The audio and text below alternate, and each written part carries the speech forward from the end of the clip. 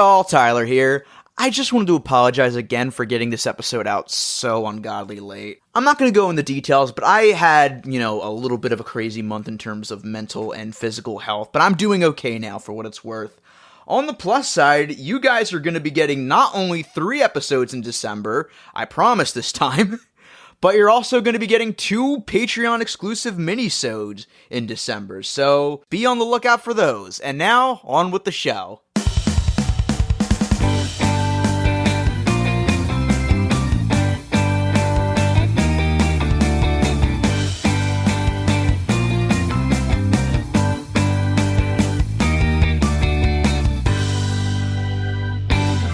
Hey kids, welcome back to Clint's Hints. I'm a kid just like you. Ignore the shit. Wait, wrong show. I'm actually Kit Quinn. Alright, I'm Tyler Green Puppy, and I am very disappointed to see that none of you are wearing silly hats like we originally promised. Hey, I have a silly hat on.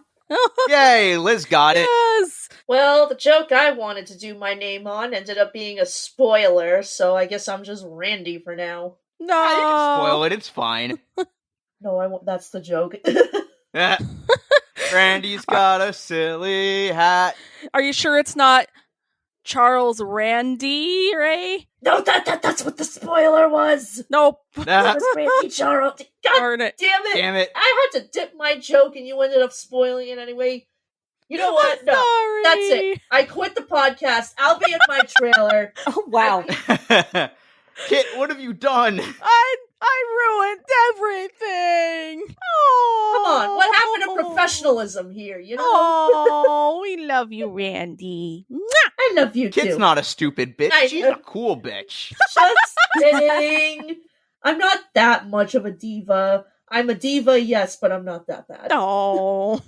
Alright, so let's bring in our guest today. You know her as a Blue's Clues expert, and you know her from the Twitter feed at Wild Reviewer. Please welcome Liz! Hello, everybody. Yay! Yeah. So good to have you here. Woohoo! Ah, Hell yeah, it's great to have you. But are you ready for the big KRT musical? Oh, yes. Yeah, we're gonna pull this whole thing out of our ass, so just bear with us, it's a guys. musical? I haven't rehearsed! Oh, God! I brought my silly hat. God, I get Yay! I hope I get it. How many people does he need? How many boys? How many girls? I can be anything I want to be, except neurotypical. Aw. I really need this job. I- God, I need this job. Oh my gosh, that's a great reference. It's a musical. It's a musical. I don't know.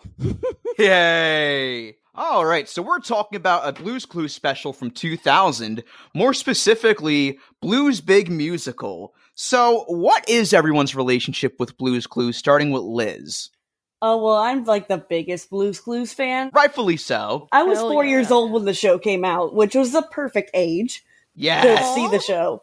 I still love it to this day. I've actually watched some of the new show. I was watching some of the newer show recently. It's actually really good how they adapted it to adorable. the modern day and everything. I stand Josh. He is Yeah. very adorable. Josh is fucking Yes. great. Actually, you know what? Real quick, I need to correct something that I was very wrong about last year.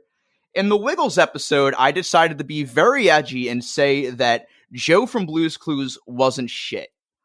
I was so wrong about that.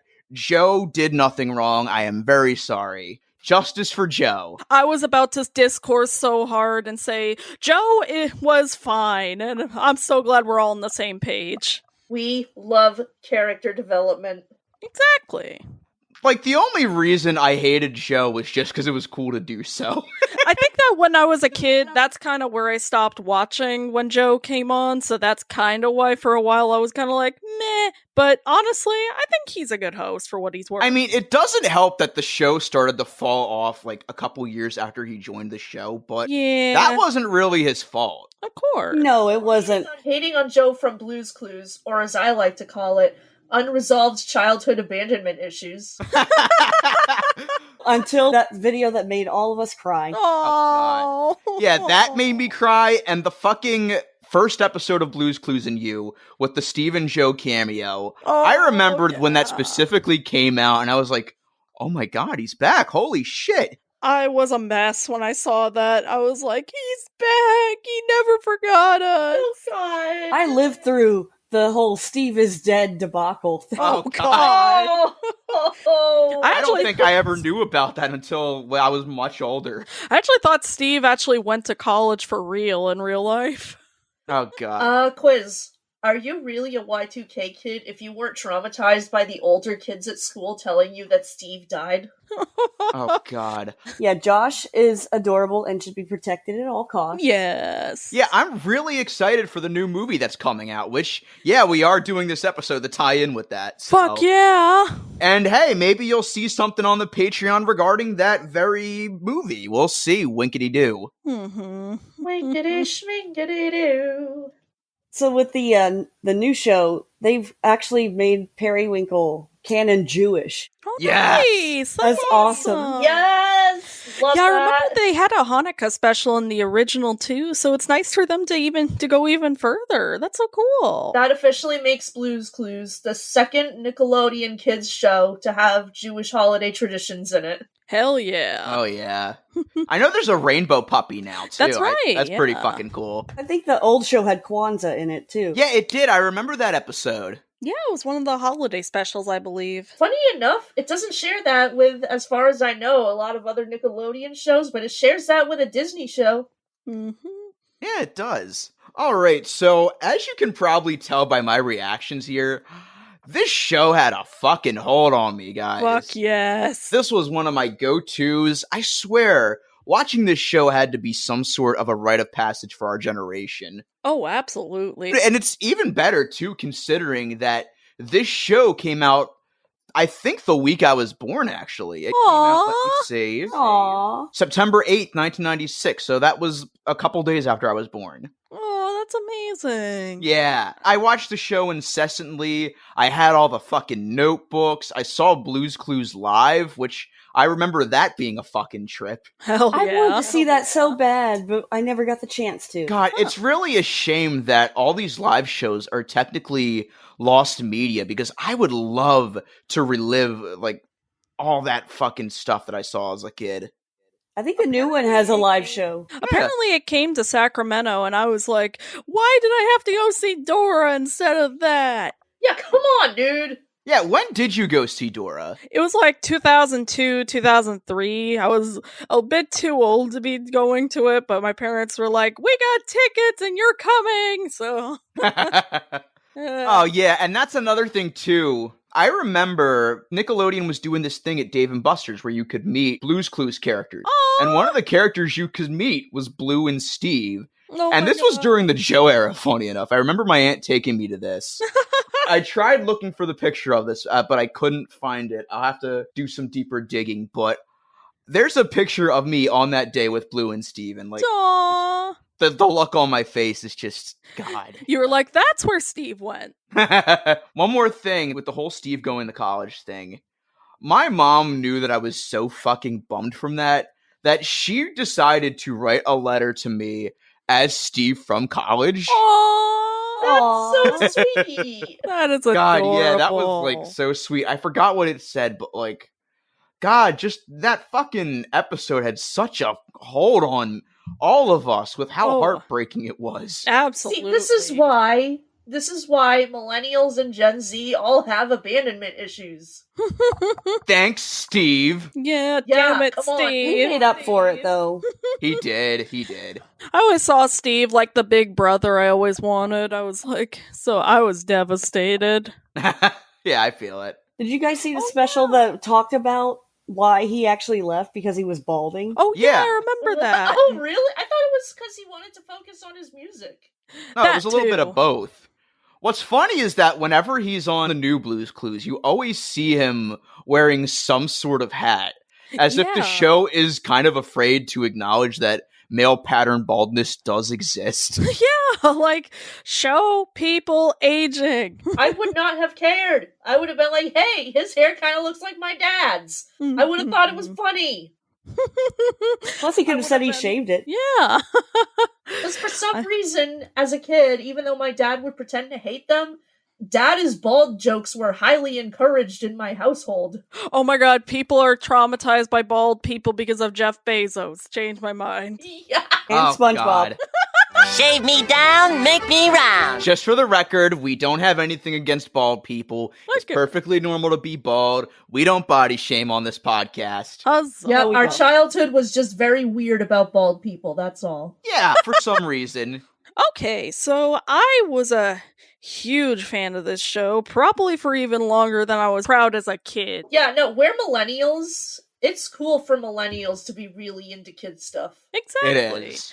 So I this mean, was- we've established on this podcast that we've been watching these shows well past the age group. absolutely. Because So- they're good. Well, yeah, they are. Exactly. Sorry. It's the same reason we still eat shit like Fruity Pebbles and Cocoa Puffs. It's good. Exactly. Exactly. And it's what we're used to. So this, Arthur, and Hey Arnold were some of the first shows I ever watched, and this and Hey Arnold were actually the first shows I ever watched on Nickelodeon, so that was a lot of fun. Next to SpongeBob, it was the show that I owned the most VHS tapes of.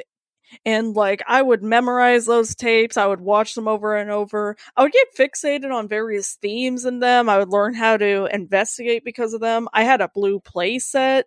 Surprisingly though, before today, I hadn't seen this movie until now, so Really? that was fun. I had the big VHS, and then later on, I got the DVD. Oh, nice. Yeah, this was the Blue's Clues tape that I watched the most. Yeah. Watching this again after so many years dormant has unlocked so many memories. Oh my god. It's so wholesome and nostalgic. I love it. So as far as Blue's Clues itself, considering Blue's Clues came out exactly a year and a few days after I was born, it stuck with me. One of my first ever sentient memories. Like, you know that moment as a toddler when you're like 2 or 3 years old where you first gain sentience? Yes, you're basically drug into the world of Blue's Clues. Yes. It's You like, blue skidoo into life. there's just that one random moment you have as a toddler where suddenly you're sentient, you're aware, you're creating memories. Well, the first thing that happened to me with that was a dream I had, actually, where I was still at crib age. Aww. Steve Burns was hanging out in my crib with me, somehow, like, almost like bigger than me. And there was just a TV in there, we were just hanging out watching Blue's Clues. That's what I thought would happen after watching the Blues birthday tape. I remember that I'd think, I can get Steve to come out here if I yell loud enough. What So- makes these fucking kids so special? How come he can't visit me? I know that one story. What I'm saying is that Blue's Clues is probably the most special piece of kids' media to me because it is legitimately my first sentient memory as Aw. an existent human Yes. being on this planet. We love that. Thanks, Steve! Why the fuck did you have to fuck me up and go to college like that? Damn it, Thanks. Steve. I'm mentally ill now. I've actually always wondered, since the whole thing takes place in a book, whenever the paw print is placed on it, is it supposed to be paper or glass? Never A really wizard thought about did. that before. A wizard did it. Yay! But also, shout out to Cordery and Goodnight Moon, fucking classics Hell as far as yeah. kids' books go. The Communist Manifesto somewhere in there.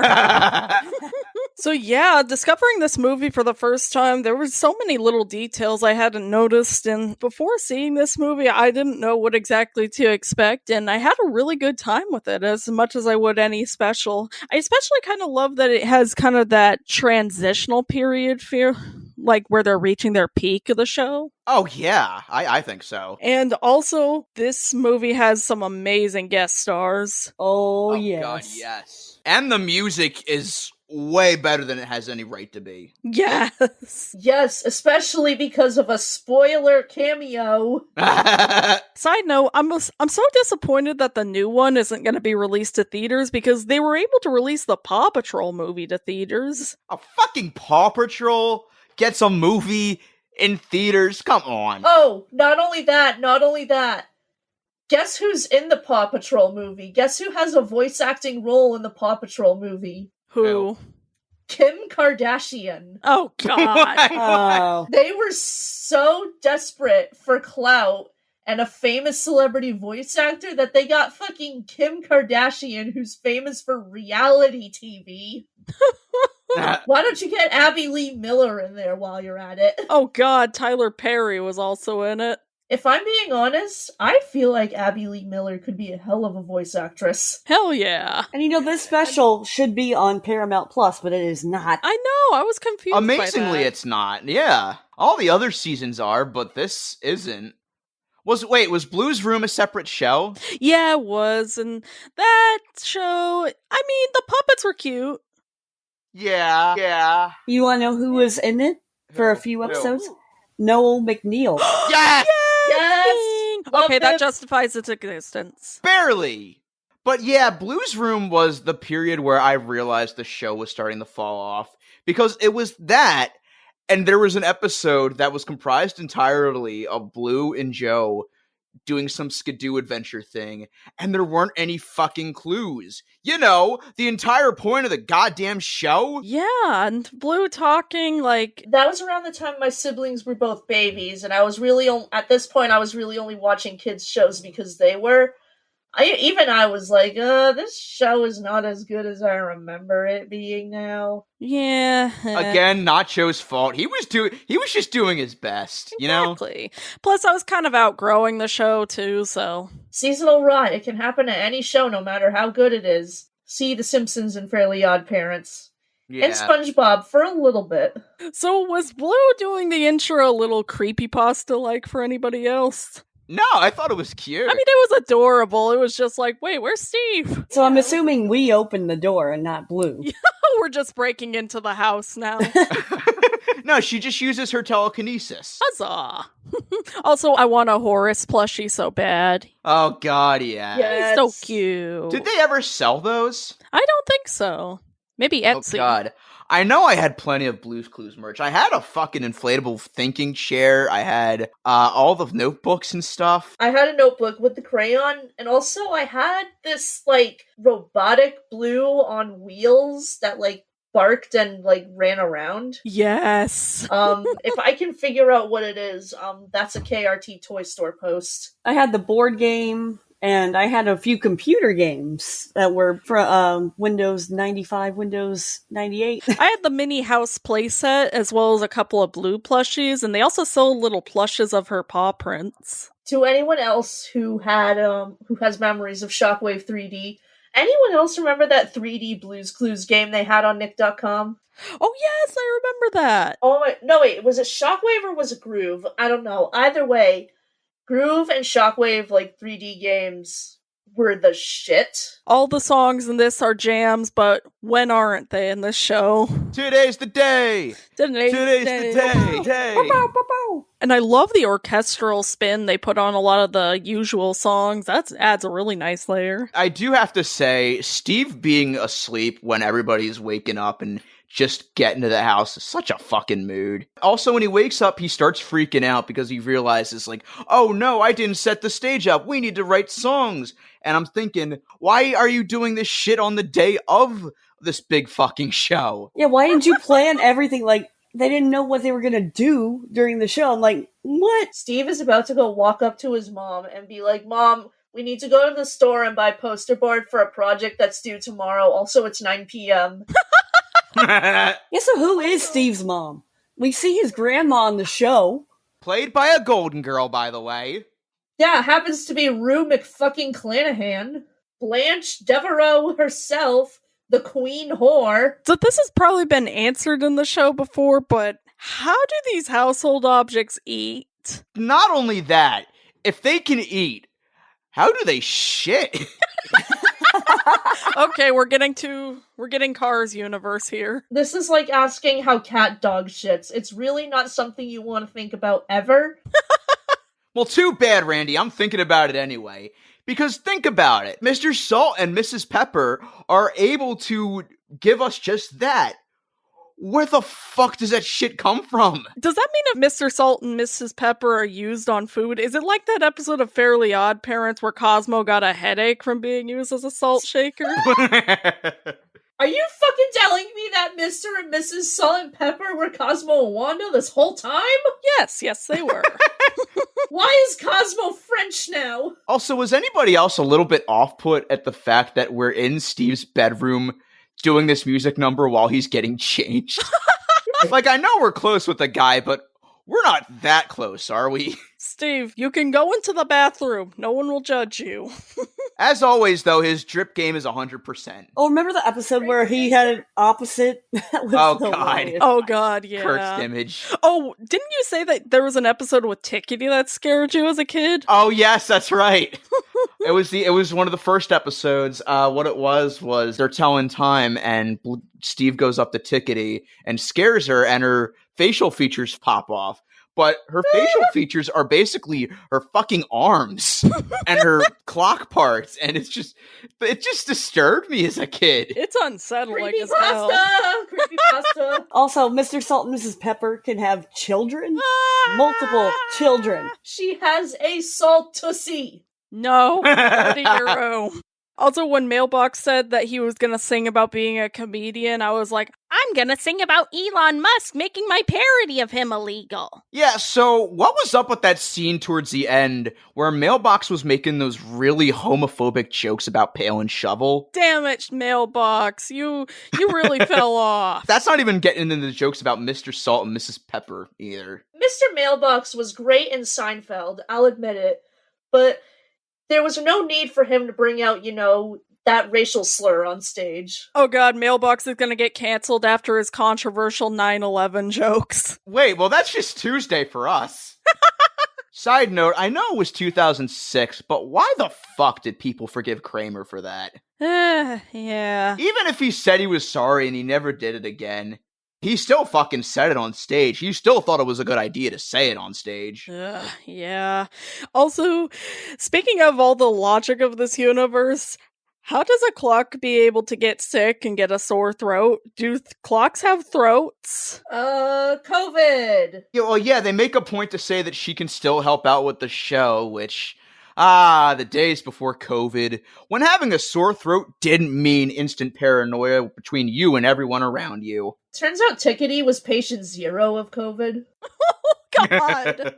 And since we're on the topic of nitpicking this show for 2-year-olds, how does this house layout work? Because you have a square house, but the way the house is actually set up inside is it has many rooms, and it's set up like a fucking Hanna-Barbera background. Okay, so Tyler, you know those fake fish tanks where it's like you have like a coral reef background scrolling one way, and then you have like a foreground of fish scrolling the other way? I think Blue's Clues is like if reality was that.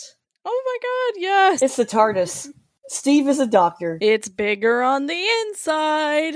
Also, whenever Mr. Salt gets into weird shenanigans involving the kitchen supplies in this, I kept expecting him to say, Steve, I fell in the air fryer. Oh, God. Yeah, I don't know what was happening back there, but whatever it sounded like had to be like the condiment equivalent of World War II.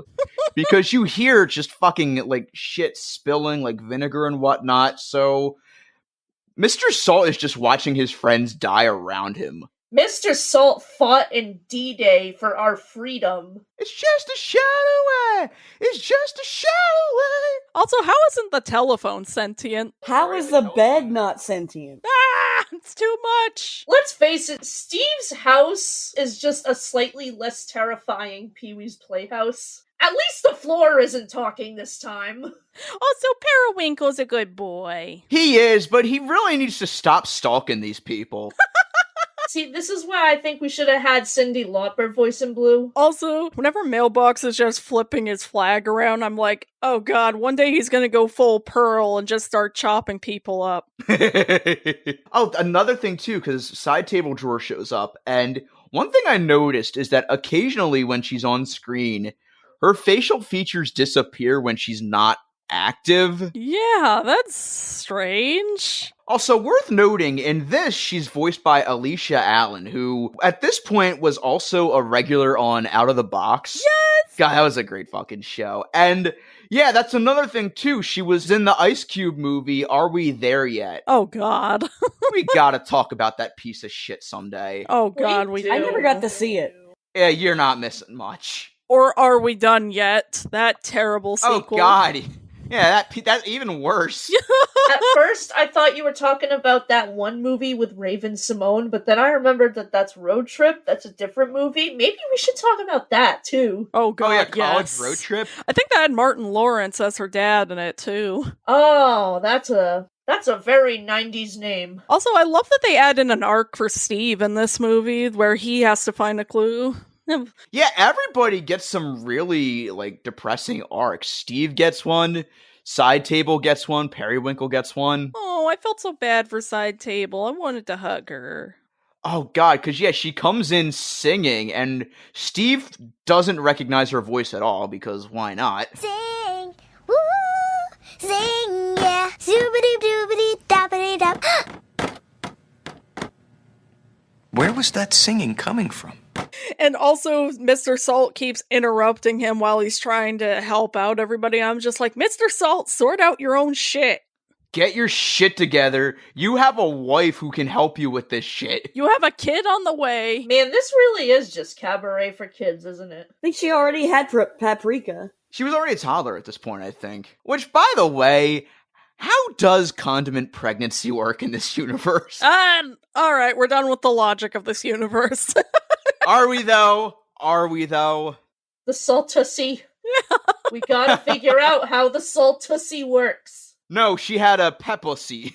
I was half expecting Side Table Drawer to just suddenly be like, well, fuck you, Steve, when he was like, you can hold our stuff. God, I relate to everybody's crises in this, because Side Table Drawer's social anxiety, which, damn. Also, silly hats. Don't you mean MAGA hats? Whack it. No! No. Although, when the first clue happens, it kind of seems clear to me that the viewer is mocking Steve right as he starts to have this existential crisis. No hate to Steve, but he's kind of acting like those people who go into, the mentions or the DMs of artists and say shit like, wow, you're so good at art. I'll never be as good as you. Aww. I should just quit doing art then. In all fairness, this special's doing a good job at setting us up for imposter syndrome. Oh god, it does. Yeah, he's doing a good job of just dropping his trauma on all of us. Man, fuck you, Steve. Now I know where all my trauma and my mental illness comes from, you weirdo. Damn you, Steve. You captured the neurodivergent experience perfectly. Come on, Steve. Now I'm traumatized. Thanks. I'm just kidding. I love you, Steve Burns. Aww. Also, the viewer has a weird way of acting this special because they have more power than usual, but they're also like, yeah, we're just not gonna do anything to help out with the plot. Yeah, this special has a very interesting view of the fourth wall, because Steve is very well aware that we're looking at him through a screen. That singing just sang the paw print right off the screen. I know we keep going back and forth on the logic, but is this secretly the Truman Show or the Bloomin' Show? Oh my god, you're right. Jim Carrey is Steve Burns in a Blue's Clues reboot when? That's just kidding. Oh god, it is. Also, amazingly, the Notebook being a clue in and of itself didn't make the universe collapse. Gas. And did you hear the noise that Blue made when she smacked that notebook? I was like, Yeah, she smacked his ass! I was like, Blue, why are you doing that? Blue has chosen violence. Also, when everybody was yelling at Steve at once and saying, Steve, Steve, I was really expecting it to cut to him in close up, just like, urge to kill, rising. This show really did everything to prepare us for adulthood. They even got mental breakdowns down pat. Oh, How God. many of y'all have seen Love and Mercy? I haven't. I have not, but I need to. Not to spoil, a real person's life that already happened and is well documented, but there's one scene in Love and Mercy where suddenly Brian just, is really picking up on the sounds of, the silverware and glass, clanking and scratching on each other while everyone's eating dinner, and he just snaps. Oh, God, yes. Same. And it is Big a mood. very Big chilling mood. scene that perfectly captures sensory overload. Plus, that man had to deal with Mike Love for years, so Oh god. Yeah, Mike Love is an asshole. fuck We him. hate Mike Love. But anyway, I I was fully expecting Steve to go full Paul Dano and start yelling at everyone to shut up. Or to go Arnold Schwarzenegger and go, shut up. He's gonna go full Christian Bale because Mailbox keeps fucking with the lights. Steve is a better person than I'd ever be because I would have probably just said, fuck you all, I quit. Yeah, I would have started shouting obscenities and saying very hurtful things to all of them. Steve's got a silly hat. Bum, bum, bum, bum, bum. It's someone's scalp. No, I'm kidding. Steve just goes full on Kubrick stare. Oh, Full on Private Pile from Full Metal Jacket. no beer and all play. Make Steve something something. Don't mind if I do. You can just put the sound. Give me the bat, give me the bat, Blue. Give me the bat, give me the bat, give me the bat. Also, I love the song Doing It Together. Together, we're putting it together. Two hands are much more fun. Working together as one. Yeah, come on. Oh god, as soon as that song came on, I just started singing to myself. Love me 2 times, baby. Also, Steve at one point says, like a guy needs his pants. Good night, everybody. Good for him. Huzzah. Steve, please put on your pants.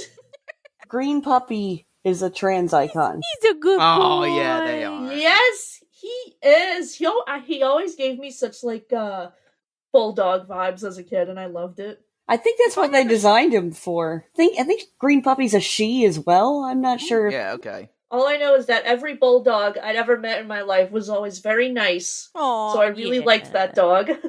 Side note, if I had had a nickel for every time a kid's show existed in my life that had a main character with the color blue in their name that often people mistook for not being a girl at first, I'd have 2 nickels. And that's why we don't assign gender roles, kids. Yeah, I always yelled at people. I was like, why do you not understand? He says she all the time. She's a girl.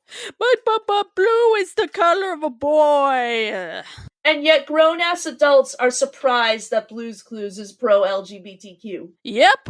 Oh man, we forgot to mention that beautiful music video they did last year. Oh, Yes. Oh, yes. That was so If cool. I had known about that, I would have donated a picture or something, or I would have taken a picture of me in my Blue's Clues shirt that I'm wearing right now with my blue stuffed pillow pet. Aww, that was so cool. And it had Nina West, who was in Weird the Al Yankovic story. Yay, full circle. Did we mention the arc with Periwinkle yet, and him thinking this is a magic show? Oh god, that was adorably hilarious. He's best boy. He's trying his best. And he's a good magician. Periwinkle's act was great. It's just too bad what happened with him and that white tiger backstage. Oh, but he's already no. a white Oh. tiger, already a white kitty. Wow. Talk about white on white crime. Wah. Whackity schmackity doo.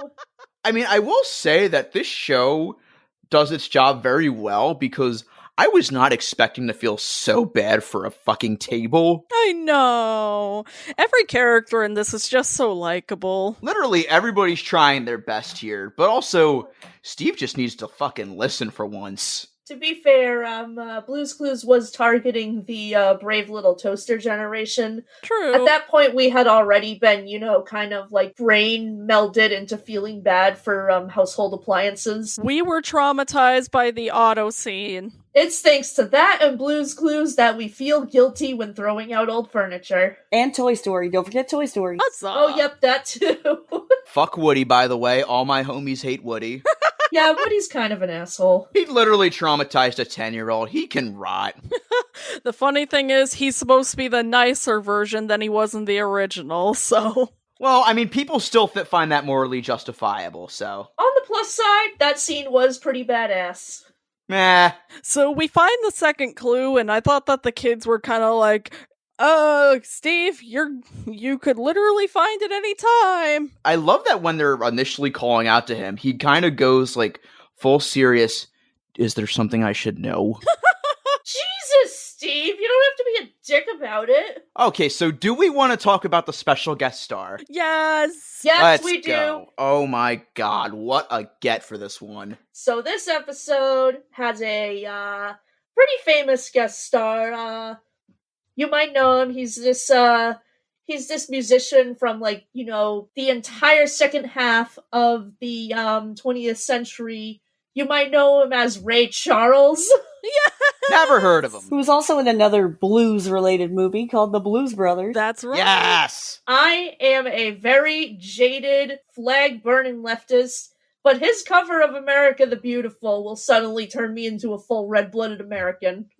I have nothing to riff on regarding this segment. It's just great from start to finish. I was And disappointed they didn't sing Shake a Tail Feather, but also the Persuasions is the musical notes, too. That's right.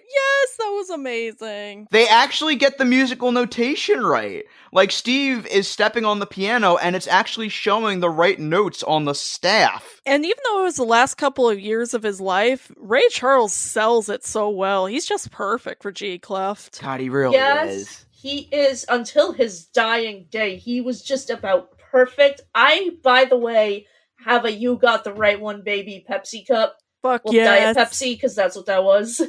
I love those commercials. He sent can of Diet Pepsi with the cassette tape of him singing, "You got the right one, baby." Also, Ray 2004 didn't reference this movie, similar to how Rocket Man didn't reference the Country Bears. 0 stars. What even is the point? The interesting thing is, I didn't even know who Ray Charles was back then. Yeah, I didn't either when this came out. But Yeah, me too. looking back, like, it's amazing that they even got him to begin with. I remember I recognized him from Sesame Street as a kid because he was on there singing the alphabet. A, B, C, D, E, F, G,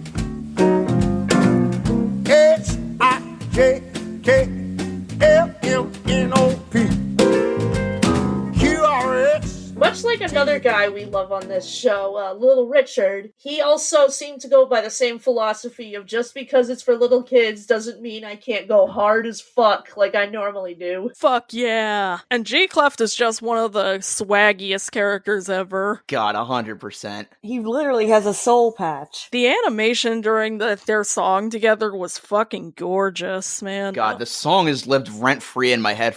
Actually, this whole segment has lived rent-free in my head for years because being a music major in college, you know, I've had to do like a lot of music notation, and for some reason, this specific bit has always lingered in the back of my mind. Hell yeah. I remember that I actually used to play piano, so I remember a lot of this whole thing about musical theory, and I especially remember rest, clap, clap. And I was a percussionist, so of course I had to learn about that stuff too. Oh, nice. Also, so Steve is doing basically the big scene where he's on the keyboard, and I'm just like, would it feel existential as hell being inside that music book? You know, maybe in a few years they'll have a movie where Tom Hanks plays Steve Burns if we're gonna have Tom Hanks play everyone that ever existed. Yes, he did an amazing job as Mr. Rogers. So far, he's played one of the astronauts on Apollo 13, he's played Mr. Rogers, Walt Disney, Captain Phillips, Sully Sullenberger,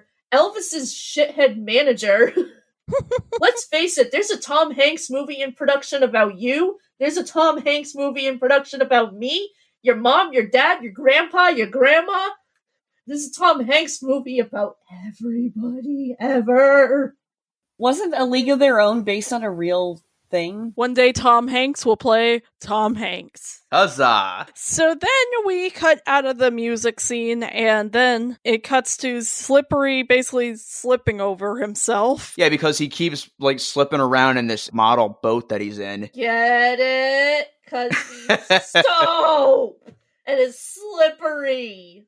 Huzzah! Even though yet somehow in the bathroom full of the most slippery surfaces man has known, he's fine. I hate to admit it, but if they showed a scene of him just falling and then cut to credits, I would have laughed so hard. Oh, God. It would have been fucked up, but it would have been funny. You know what? Have him slip and then have SpongeBob laughing in the corner while it says that he's next. Oh, God. To anyone who gets that, you're a real one. So, am I the only one here who thought that Blue kind of made that third clue a little bit too difficult? Yeah, it's like, come on, Blue. He doesn't find the third clue until he trips over a cardboard drawer, and it's bunched with a bunch of other cardboard drawers, but there was no way he was gonna look in there. Yeah, it's like... Also, can we talk about how Mailbox was being a jerk to Steve before? Oh, he gave him the stare of death in that moment, like when he made that joke, like... Mailbox really is going through his canceled phase. Hey, Steve, did you hear about the guy who was taking too long to find a... You shut the fuck up. Mailbox is a reply guy on Twitter. Hey, Steve! Did you hear one about the... And he's trending on Twitter. Mailbox, I'm gonna Louis DeJoy you. But also, with how difficult Blue made that last clue, you kind of wonder, does she get off on playing mind games like this? Like, just seeing how far she can go to break Steve psychologically? Plus, it's probably gonna make Side Table feel a little worse that it took a whole game for her to finally be able to say, yeah, you could be my partner. Blue really didn't think this out, I gotta say. Blue is so fucking passive-aggressive with this shit. Yeah, all she had to do was tag Side Table. That said, Steve finding the clue was basically Captain America grabbing Mjolnir for kids in 2000. It was. You just have Thor in the background saying, I knew it. Also, the way that Periwinkle helps Side Table and she helps him in return is so sweet. That was adorable. Yeah, because what it is like, Periwinkle's like, hey, I want to show you all a magic trick. And the magic trick is that he finds Side Table drawer. That was so cute. Yeah, that was a cute. Can we go back to where that song was? Because I want to talk about that song about when something goes wrong. Oh, yes. That song, that made me the most emotional because when I've been dealing with things in my life, like recently where I failed at an internship of taking care of animals, and every now and then I would listen to that and it would help cheer me up a little bit. Aww. And now I've got a job working at a zoo, but it's a different job. But still, I'm at the zoo and I get to see some animals. Yes. That's so cool. Yeah, we're happy for you. You deserve that. So yeah, that song is just powerful. Yes, and I think it's a really good message for kids as well. Just even if things don't go entirely the way that you really hoped it'll be, it doesn't mean it's going to be the end. So then we get the musical sequence, and basically what you think is going to happen happens as Slippery gets his shit wrecked. He tried his best, but the least they could have done is just put some sort of fucking support system on that boat. Yeah, also they compromise with Periwinkle and have him be basically their opening act. I love when he's doing the tricks. He's like, Now, pick a card, any card. No, not that card. it was so cute. Aww. Also, his tail is prehensile because he lifted the knob with it. I mean, cats' tails are sorta, kinda prehensile in a way. Like, they just, are able to stick those things, straight up in the air. Although I'm gonna say this, the fact it's a be whatever you wanna be show, but they're like, you have to sing in the show instead of doing magic at first. It's like, mixed messages, guys. He could sing about how he wanted to be a magician, but I guess he didn't want to sing. Yeah, that's valid. Yeah, you're kind of throwing a really weird message at us right now. Surely this won't affect me later in life, right? So yeah, I've burned through my notes, basically. Is there anything else you guys want to talk about? The final scene of them all singing Now It's Time for So Long, that was... Yes, that's right! Yes! Oh my god, I might as well have been watching a fucking live show at that point. Yes, I was singing along, I'm not even gonna lie. This really would translate well to a live show, wouldn't it? Oh my god, yeah. I always hated that song. Because it meant the show was ending. Yeah, that's... Oh, yeah, that's fair. That was me when I was a kid, I would always get so emotional when the goodbye song from Bear in the Big Blue House came on, because I was like, no, it can't be over. They knew what they were doing when they wrote that, let's be real. For me as a kid, it was an abstract anger and sadness when the show Zoom came on PBS, because that meant that's the end of PBS Kids. After watching these kids do shit, it's going to be that super boring, like, PBS news program. Oh, yeah. Where even the anchors, like, sound so tired, like, and in today's news, sanctions in Iran have halted production on corn oil or whatever. Oh my god, it's like that episode of Arthur where Mary Moo Cow got canceled, and it turns out that was the news lady the whole time. Okay, so you're telling me there's a non-zero chance that Mary Moo Cow would have announced 9/11 on television? When are we gonna get Mary Moo Cow in a classroom in Florida reading My Pet Goat and having that look of sadness, that look of shock when a Secret Service agent whispers in her ear? Or it just would have been like the Weird Al show educational segments. A second paper airplane has hit Mr. Ratburn. Elwood is under attack. Alright, so big ol' keep the tapes. Without yeah, question. we're keeping. Definitely. We're keeping. I am so glad I got to finally discover this one. It's just such a sweet, wholesome special. And just It's Blue's Clues. What else is there to say? absolutely, and I am deathly excited for the movie this Friday. Yes, I can't wait. But yeah, keep the tapes. It's just, this is the most nostalgic I've ever been doing a KRT episode, so yeah, definitely keep. And the extra nostalgia was when I watched the recording on YouTube, like at the end it had the ending part where it had face, and then Yes! Oh god, another unsung hero of our generation. Thank you for joining us, Liz. This was a lot of fun. Yes! thank you for having me. Yeah, This is really fun. of course. Do you have anything Yeah, you no want to problem. plug? Not in particular. Oh, we mentioned your Twitter. That's good enough. Yeah, my Twitter handle is good. You can find me on the usual Mission Breakout on Twitter while Twitter is still alive. You can find me on Mission Breakout on Discord. You can find me Walking Pun on Instagram. Various episodes of Escape from Walt Disney, The Emperor's New Podcast without a cool acronym. And you can find me also writing a whole essay on why the colors in Blue's Clues are so perfect. You can find me on Cosmic Rewind on Twitter, replace the E with a 3. You can find me on YouTube by the same name. And if you'll excuse me, I gotta go catch my flight to Vegas. I heard Periwinkle's actually doing some shows in Planet Hollywood. I need to go see that shit. Huzzah! Yes! Wait, Periwinkle, don't use those white tigers. Oh god, he brought out the white tigers. No! Alright, as for me, you can find me on the usual spots. Tyler FG on Twitter, TylerFG96 on Instagram. You can find the show on channel_KRT on Twitter, Channel KRT Podcast, all one word, on Instagram. And you can also check out our Discord server and our Facebook group, which is in the link tree in our Twitter bio. And if you want to help support us, you can also check us out on Patreon and Ko-Fi. On Patreon, you get exclusive minisodes, outtakes, and episodes of this very podcast at its earliest convenience. And on Ko-Fi, if you just want to buy individual minisodes or outtakes, you can do just that. So, yeah. Alright, Channel KRT. Now it's time for So Long to Static. Woo! Oh my god, he got the lions from MGM Grand 2. Oh, this is a disaster. Oh god. Oh, wait, I'm shit. What's gonna that go giant calm book down. closing on me? No! No!